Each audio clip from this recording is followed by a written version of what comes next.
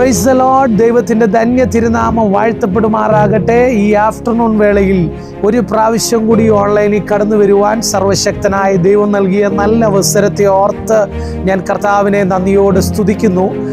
തിരുവചനത്തിൽ ഇപ്രകാരമാണ് കാണുന്നത്. മത്തായിയുടെ സുവിശേഷം 6-ാം അധ്യായം അതിൻ്റെ 31. ആകിയാൽ നാം എന്ത് തിന്നും, എന്തു കുടിക്കും, എന്തുടുക്കും എന്നിങ്ങനെ നിങ്ങൾ വിചാരപ്പെടരുത്.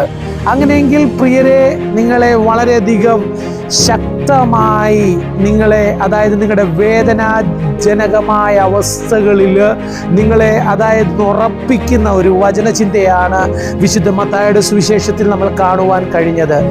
എനിക്കറിയാം, എന്നെ അറിയുന്ന അനവധി വ്യക്തി ജീവിതങ്ങൾ, അനവധി ഫാമിലികൾ ഈ കാലയളവിൽ വളരെയധികം പ്രതിസന്ധികളിലൂടെ കടന്നു പോകുന്നു.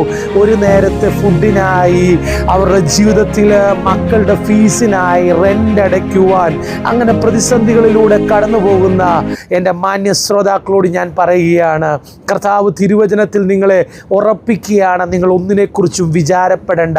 നിങ്ങളുടെ ജീവിതത്തിൽ പ്രാർത്ഥനയ്ക്ക് വേണ്ടി നിങ്ങൾ സമയം കണ്ടെത്തി, കർത്താവിന് വേണ്ടി കൂടുതൽ സമയം കണ്ടെത്തിയാൽ അവസാന നിമിഷം നിങ്ങളെല്ലാം തകർന്നു എന്ന് വിചാരിക്കുന്ന സമയത്ത് ദൈവം നിങ്ങൾക്ക് വേണ്ടി വൻ കാര്യങ്ങൾ ചെയ്യുന്ന ദിനങ്ങളായി തീരട്ടെ ഈ ദിനങ്ങൾ എന്ന് മാത്രം പറഞ്ഞുകൊണ്ട് ഞാൻ എൻ്റെ വാക്കുകൾക്ക് വിരാമം കുറിക്കുന്നു. God bless you.